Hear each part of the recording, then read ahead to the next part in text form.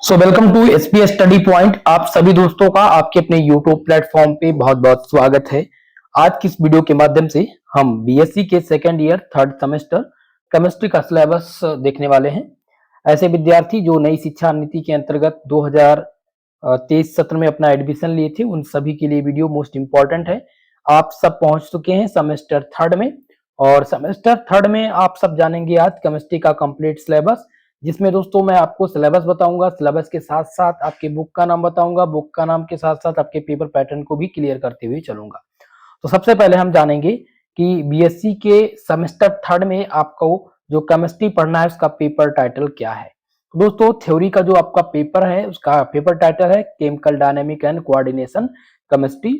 ये आपका जो पेपर होगा वो 100 नंबर का होगा, और जैसा कि आप लोगों ने जो थ्योरी का पेपर दिया होगा उसमें 75 नंबर का प्रश्न पत्र बनता है, जिसमें प्लस आपके 25 नंबर और ऐड होते हैं जो प्रैक्टिकल के और मिड टर्म के आपके रहते हैं। ठीक है, अब chemical dynamic and coordination chemistry में आपको टोटल 8 यूनिट पढ़नी है। हम यहाँ पर प्रत्येक यूनिट के मोस्ट इंपॉर्टेंट टॉपिक को बताने का प्रयास करेंगे। चलिए स्टार्ट करते हैं। यूनिट नंबर फर्स्ट, तो पहला यूनिट आपका है केमिकल काइनेटिक्स। केमिकल काइनेटिक्स में आपको पढ़ना है पहला टॉपिक रेट ऑफ रिएक्शन के बारे में। रेट ऑफ रिएक्शन पढ़ेंगे, इसमें आप concentration of rate of reaction पढ़ेंगे।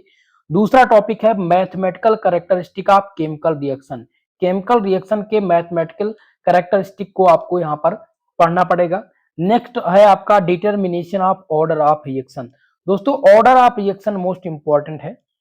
जैसा कि हम बात करेंगे ऑर्डर ऑफ रिएक्शन की, तो ऑर्डर ऑफ रिएक्शन में आप पढ़ेंगे zero order reaction, zero order reaction, first order reaction और सेकेंड ऑर्डर रिएक्शन, ये आप पढ़ेंगे ऑर्डर ऑफ रिएक्शन के अंतर्गत।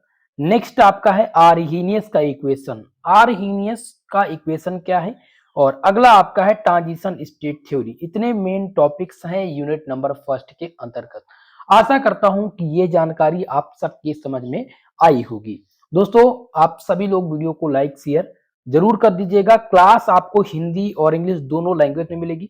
बहुत सारे हमारे स्टूडेंट होंगे जो वीडियो को देख रहे होंगे और उनका यही कमेंट होगा कि क्लास किस लैंग्वेज में मिलेगी, क्योंकि मैंने सिलेबस तो आपको इंग्लिश में बता रखा है, तो क्या केवल इंग्लिश पे क्लास मिलेगी या दोनों लैंग्वेज में? तो दोनों लैंग्वेज में रहेगी। चलिए अगला देखते हैं यूनिट नंबर सेकंड, और आपका दूसरा यूनिट है केमिकल इक्विलिब्रियम। केमिकल इक्विलिब्रियम में पढ़ना है आपको थर्मोडायनामिक डेरिवेशन के बारे में।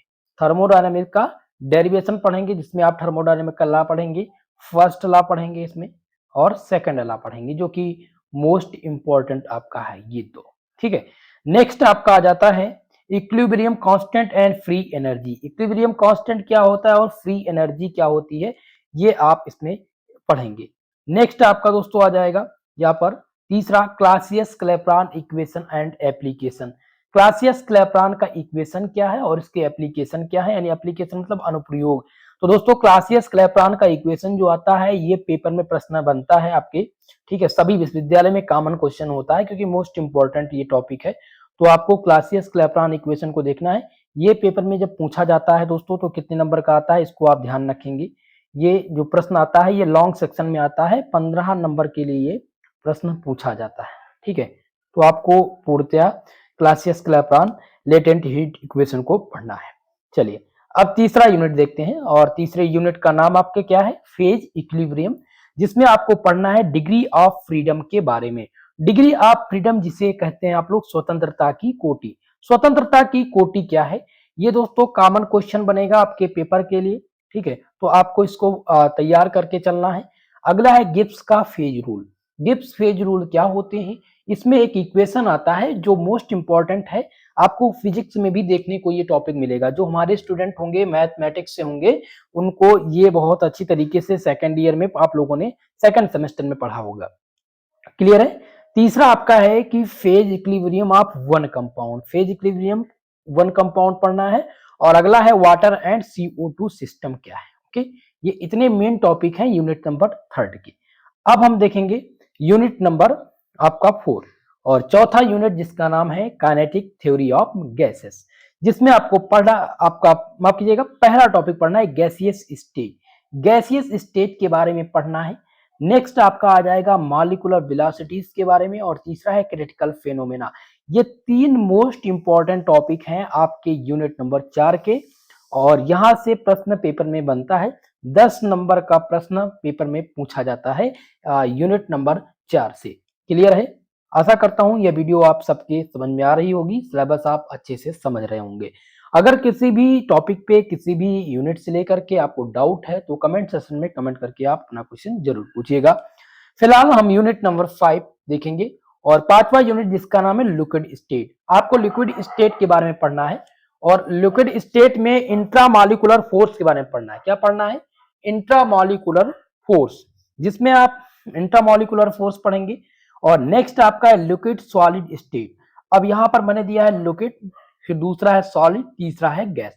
तो लिक्विड का आप स्ट्रक्चर पढ़ेंगे, लिक्विड का आप डिफरेंस देखेंगे, और क्लासिफिकेशन। इन तीनों का स्ट्रक्चर, सॉलिड, लिक्विड, गैस का, इन तीनों का स्ट्रक्चर क्या है, इनमें तीनों में लिक्विड, सॉलिड, गैस में डिफरेंस क्या है, और इनका क्लासिफिकेशन क्या है, ये आप पढ़ेंगे यूनिट नंबर 5 के अंतर्गत। चलिए अगला यूनिट जिसका नाम है यूनिट नंबर 6, और इस यूनिट का नाम है कोऑर्डिनेशन केमिस्ट्री। कोऑर्डिनेशन केमिस्ट्री आपके पेपर का बहुत ही मुख्य भाग है। आपके पूरे पाठ्यक्रम में ये बहुत मुख्य भूमिका निभाता है, और आप सबके पेपर में यहां से 15 नंबर के लिए प्रश्न पेपर में पूछे जाते हैं। जिसमें पहला आपका जो मोस्ट इंपॉर्टेंट है वो है वर्नर की थ्योरी। वर्नर थ्योरी पेपर में 100% हर बार पूछी जाने वाली ये थ्योरी है, तो वर्नर थ्योरी आपको पढ़ना है। अगला है क्लासिफिकेशन ऑफ लीजेंड्स। लीजेंड्स के क्लासिफिकेशन के बारे में आप पढ़ेंगे। नेक्स्ट है आईयूपीएससी nomenclature of coordination complex. Coordination complex के आपको नॉमेनक्लेचर के बारे में पढ़ना है, आईयूपीएससी नेमिंग पढ़ना है। ठीक है, तो ये आपके 3 मोस्ट इंपॉर्टेंट टॉपिक थे यूनिट नंबर 6 के। अब हम देखेंगे 7वां यूनिट, और आपका 7वां यूनिट है theories of coordination chemistry.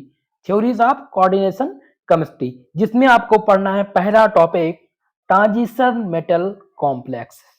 Transition metal complex आप पढ़ेंगे। 2-3 आपका ये थोड़ा सा लेंथी प्रोसेस का क्वेश्चन है, टॉपिक है, और यहां से लगभग 2 से 3 प्रश्न पेपर में बनते हैं, शॉर्ट, वेरी शॉर्ट और लॉन्ग टाइप मिला करके। अगला आपका है BBT and it's limitation. BBT का मतलब है दोस्तों बैलेंस बॉन्ड थियरी। ये थियरी ऐसी है जो आप लोगों ने क्लास माफ कीजिएगा बीएससी के सेमेस्टर फर्स्ट में केमिस्ट्री में आप लोगों ने पढ़ा होगा, valence bond theory, VSEPR theory के बारे में। तो इसी प्रकार से यहाँ पर भी बैलेंस बॉन्ड थ्योरी आपको पढ़ना है। अगला है क्रिस्टल फील्ड थ्योरी, जिसे आप सफिक्स में देखेंगे CFT दिया रहता है। क्वेश्चन बनता है कि what is crystal field theory and discuss it's limitation. तो मेरे दोस्त आपको क्रिस्टल फील्ड थ्योरी और बैलेंस बॉन्ड थ्योरी इन दोनों के बारे में लिमिटेशन तैयार करके रखनी है। दोनों में से एक का आना 100% फिक्स होता है। और अगला आप पढ़ेंगे जॉन के Taylor effect. John Taylor effect क्या होता है, क्लियर है? चलिए नेक्स्ट आपका टॉपिक है दोस्तों a brief outline of thermodynamic stability of metal complexes. Clear है? अब आप लास्ट यूनिट देखेंगे, और 8वीं यूनिट जिसका नाम है स्पेक्ट्रोस्कोपी ऑफ एंड मैग्नेटिज्म, जिसमें आपको पढ़ना है electronic spectra of transition metal complex के बारे में। तो ट्रांजिशन मेटल कॉम्प्लेक्स में आपको इलेक्ट्रॉनिक स्पेक्ट्रा के बारे में पढ़ना होगा, जो कि बहुत ही मोस्ट इंपॉर्टेंट है। अगला है types of electronic transition. Types of यानी कि इलेक्ट्रॉनिक ट्रांजिशन के प्रकार, इलेक्ट्रॉनिक ट्रांजिशन के प्रकार के बारे में आपको पढ़ना है, जो कि मोस्ट इंपॉर्टेंट है। अगला है selection rule for DD transition. Selection rule पढ़ना है किसके बारे में? डीडी ट्रांजिशन के बारे में। मेरे दोस्त यहां से 2 क्वेश्चन बहुत ही कॉमन पूछे जाते हैं, जिसमें types of electronic spectra, electronic spectra के प्रकार, और selection rule for DD transition. ये पेपर में 100% पूछे जाते हैं इस टॉपिक से पेपर में प्रश्न। आशा करता हूं यह जानकारी आपके समझ में आई होगी। आप लोगों ने केमिस्ट्री का कंप्लीट सिलेबस देख लिया, थ्योरी का पेपर देखा, जिसमें आपने 8 यूनिट पढ़ने हैं, और आप सभी को 8 यूनिट के बारे में इंपॉर्टेंट जो टॉपिक्स थे जो पढ़ना है वो मैंने बता दिया। अब यहाँ पर हम बात करेंगे कि प्रैक्टिकल की बुक कौन सी है। तो प्रैक्टिकल जो आपका रहेगा वो फिजिकल एनालिसिस आपका रहेगा, ठीक है, जिसमें आपको 25 नंबर मिलने हैं, और इसी 25 नंबर में आपके मिड टर्म के एग्जाम भी कंप्लीट कराए जाते हैं। ठीक है दोस्तों, तो अगर आपको इसका पीडीएफ चाहिए तो आप लोग पीडीएफ डाउनलोड करने के लिए टेलीग्राम चैनल ज्वाइन कर लीजिएगा, जिसका लिंक डिस्क्रिप्शन बॉक्स में दिया गया है। ठीक है, दूसरी बात दोस्तों, अब आपको क्लास मिलेगी, जैसा कि मैंने आप सबसे वादा किया था कि 15 जुलाई से सुचारू रूप से यानी कि डेली क्लास आपको मिलेगी। टाइम टेबल मैं आपको जल्द से जल्द अपलोड करा दूंगा चैनल के कम्युनिटी बॉक्स में, या फिर आप अगर हमारे टेलीग्राम चैनल को ज्वाइन किए हैं तो वहां पर आपको मिल जाएगा। ठीक है दोस्तों, तो आशा करता हूँ यह वीडियो आप सबको समझ में आई होगी। सभी दोस्तों के साथ अपने शेयर कीजिएगा इस वीडियो को, और जो भी आपके कमेंट है, क्वेश्चन है, वो कमेंट बॉक्स में पूछ सकते हैं, उसके जल्द से जल्द आपको आंसर मिल जाएंगे। ठीक है दोस्तों, तो आज के लिए बस इतना ही, मिलते हैं किसी नेक्स्ट वीडियो में, तब तक के लिए जय हिंद जय भारत।